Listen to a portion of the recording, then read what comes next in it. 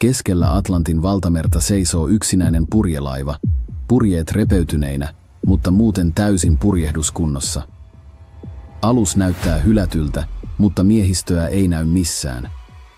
Mikä sai kokeneen kapteenin, hänen perheensä ja 7-henkisen miehistön jättämään turvallisen laivan aaltojen armoille?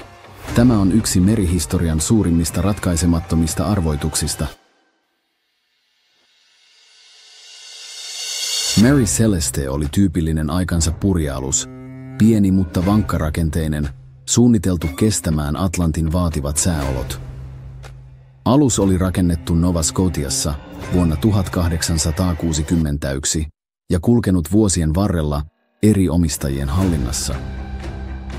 Vuoteen 1872 mennessä Mary Celeste oli kokenut monia haasteita, mutta oli edelleen toimintakunnossa ja valmis uusiin seikkailuihin. Laivan päällikkö Benjamin Briggs oli kunnioitettu merimies, jolla oli vuosien kokemus purjehduksesta.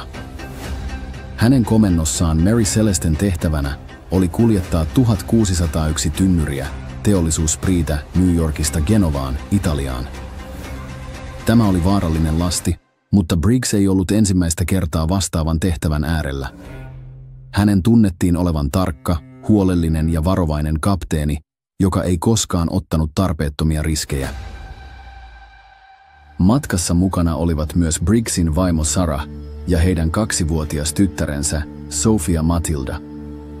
Tämä oli harvinaista, sillä pitkät merimatkat olivat usein liian vaativia perheille. Mutta Sarah oli tottunut merenkävijän elämään ja kirjoitti jopa kirjeitä sukulaisilleen merimatkoiltaan, kuvaten laivaa heidän väliaikaisena kotinaan. Laivan miehistö koostui 7 kokeneesta merimiehestä, mukaan lukien 3 saksalaista, joista 2 olivat veljeksiä. Heidät tunnettiin ahkerina ja osaavina. Mary Celesten miehistö oli harmoninen, ilman merkkejä jännitteistä tai erimielisyyksistä, mikä teki siitä ihanteellisen ryhmän tällaiselle matkalle. Mary Celesten tarina on erittäin mielenkiintoinen, mutta yksi mysteeri mua ihmetyttää tässä katoamisessa. Miksi et ole tilannut mun kanavaa jo? Joulukuun 5. päivä vuonna 1872 oli tavallinen päivä Atlantin valtamerellä purjehtivalle Dei Gratia-alukselle. Aluksen päällikkö David Reed Morehouse ja hänen miehistönsä olivat matkalla Eurooppaan, kun he kaukaisuudessa huomasivat toisen aluksen purjehtimassa epävakaasti.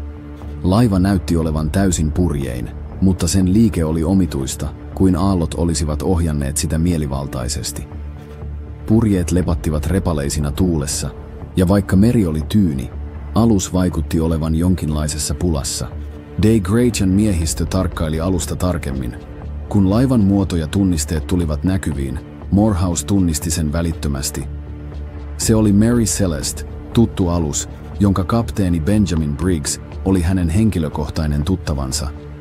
Morehouse oli tietoinen, että Mary Celesten oli pitänyt saapua Genovaan päiviä aiemmin. Miksi alus ajelehti keskellä merta ilman ohjausta? Hetken pohdinnan jälkeen Morehouse päätti lähettää miehiään tutkimaan tilannetta. Perämies Oliver DeVoe ja 2 muuta miehistön jäsentä laskivat pienen veneen vesille ja soutivat Mary Celestelle.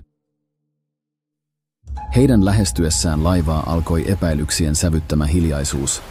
Alus näytti tyhjältä, ei ääniä, ei liikettä, vain tyynessä merituulessa lepattavat repeytyneet purjeet ja veden liplatus vasten laivan runkoa rikkoivat äänettömyyden.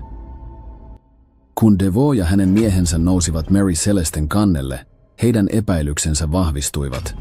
Alus oli täysin hylätty. Kannen köysistö oli osittain irronnut ja 1 pelastusveneistä puuttui. Mutta vaikka laivasta puuttui miehistö, sen kunto herätti enemmän kysymyksiä kuin antoi vastauksia. Alus ei ollut vahingoittunut eikä uppoamisvaarassa, ja lastiluukut olivat kiinni. Pilssissä oli hieman vettä, ei tarpeeksi viittaamaan laivan hylkäämiseen. Miehet laskeutuivat aluksen ruumaan tarkistamaan lastia. Mary Celeste oli lastattu 1600 tynnyrillä teollisuuspriitä, joista suurin osa oli ehjiä. 9 tynnyriä kuitenkin puuttui, mikä oli outoa, mutta ei itsessään vaarallista. Aluksen ruokavarastot olivat koskemattomat ja siellä oli edelleen 6 kuukauden edestä ruokaa ja vettä. Ohjaushyttiin päästyään miehistö teki lisää häiritseviä havaintoja. Aluksen navigointilaitteet ja osa kapteenin henkilökohtaisista papereista puuttuivat, mutta logikirja oli yhä paikoillaan. Viimeinen merkintä oli päivätty marraskuun 25. päivänä, jolloin alus oli ollut noin 160 kilometriä länteen Azoreiden saaristosta. Mitään merkintää ongelmista tai suunnanmuutoksesta ei löytynyt. Kenties kaikkein omalaatuisinta oli laivan tunnelma. Vaikka se oli hylätty, mitään viitteitä kamppailusta tai onnettomuudesta ei ollut. Aluksen sisätilat olivat järjestyksessä ja miehistön henkilökohtaiset tavarat olivat yhä paikoillaan, paitsi 3 saksalaisen merimiehen, joiden kaikki omaisuus puuttui. Dei Gratian miehistö jäi epätietoisuuden valtaan. Mary Celeste oli kuin merelle jäänyt aavelaiva, joka kantoi mukanaan enemmän kysymyksiä kuin vastauksia. Miksi miehistö olisi hylännyt turvallisen aluksensa ilman selvää syytä? Minne he olivat menneet?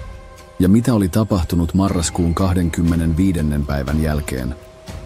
Kun Dei Gratian miehistö hinasi hylätyn Mary Celesten Gibraltarin satamaan, alkoi yksi merihistorian erikoisimmista tutkintaprosesseista. Britannian meriviranomaiset ottivat asian vakavasti ja käynnistivät perusteellisen selvityksen selvittääkseen, miksi alus oli jätetty ajelehtimaan ja minne sen miehistö oli kadonnut.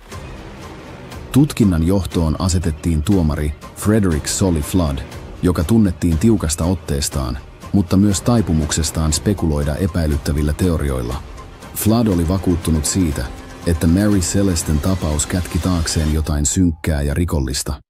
Floodin ensimmäinen epäilys kohdistui Dei Gratian miehistöön, joka oli löytänyt Mary Celesten. Hän piti mahdollisena, että he olivat hyökänneet alukselle, tappaneet sen miehistön ja lavastaneet tilanteen näyttämään hylkäykseltä. Tällä tavoin he olisivat voineet vaatia pelastuspalkkion aluksesta ja sen arvokkaasta lastista. Floodin teoria vaikutti kuitenkin hataralta. Mary Celeste oli lähtenyt New Yorkista viikkoja ennen Dei Gratiaa, eikä mikään viitannut siihen, että nämä 2 alusta olisivat kohdanneet ennen löytöhetkeä. Lisäksi Mary Celesten ruumasta ei löytynyt merkkejä väkivallasta tai ryöstöstä. Vaikka Dei Gratian miehistölle lopulta myönnettiin pelastuspalkkio, se oli vain 1/6 tavanomaisesta summasta, viittaus siihen, että epäilykset eivät täysin hälvenneet. Kun tutkinta ei tuottanut selkeitä vastauksia, mysteerin ympärille alkoi kehittyä toinen toistaan oudompia teorioita. Kaikki mahdollisuudet, luonnolliset ja yliluonnolliset, otettiin huomioon. Teollisuusspree ja höyrystyminen. Mary Celesten lastina olleet 1600 tynnyriä teollisuusspreetä olivat vaarallista kuljetettavaa. Joidenkin tynnyrien vuoto olisi voinut vapauttaa aluksen ruumaan myrkyllisiä kaasuja, jotka olisivat aiheuttaneet paniikkia miehistössä. Pelätessään räjähdystä tai tulipaloa, he olisivat voineet siirtyä pelastusveneeseen.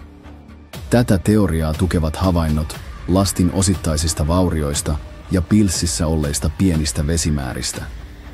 Kuitenkin säiden ollessa leudot Azoreiden alueella massiivinen kaasuvuoto vaikutti epätodennäköiseltä. Myrsky ja luonnonvoimat, vesipatsas, äkillinen voimakas myrsky tai odottamaton aalto olisi voinut pakottaa miehistön jättämään aluksen. Tämä selittäisi pelastusveneen puuttumisen, mutta mikään ei viitannut siihen, että alus olisi kärsinyt voimakkaista myrskyistä. Alus oli yhä täysin merikelpoinen ja vakaassa kunnossa löydettäessä. Kronometrivirhe ja inhimillinen erehdys. Mary Celestillä oli vain 1 kronometri, poikkeuksellisen vähän sen ajan alukselle. Jos laivan sijainnin arvioinnissa tapahtui virhe, kapteeni Briggs olisi voinut päätyä siihen, että alus oli vaarallisen lähellä riuttoja. Tämä olisi voinut johtaa päätökseen siirtyä pelastusveneeseen varotoimenpiteenä. Valitettavasti pelastusvene ja sen miehistö olisivat voineet joutua kauemmas aluksesta ilman mahdollisuutta palata. Merirosvot ja rikollisuus. Merirosvojen hyökkäykset olivat yleisiä Atlantilla, mutta Mary Celesten tapauksessa ryöstöteoria oli heikko. Aluksella ei ollut merkkejä kamppailusta tai ryöstöstä, ja lasti oli lähes koskematon. Yliluonnolliset selitykset. Joidenkin mielestä Mary Celesten mysteeriä ei voinut selittää järjellä. Muun muassa ulkoavaruuden olennot nousivat nopeasti julkiseen keskusteluun. Vaikka näillä teorioilla ei ollut todisteita, ne pitivät mysteerin elossa tarinankerronnan näkökulmasta. Kerro kommenteissa, mikä teoria vakuutti sinut parhaiten.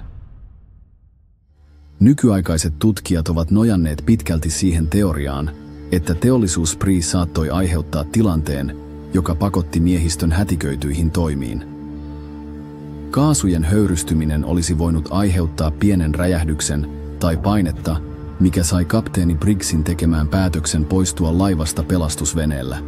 Meren virrat ja tuulet olisivat estäneet heitä palaamasta alukselle, ja pelastusvene olisi lopulta kadonnut aaltoihin.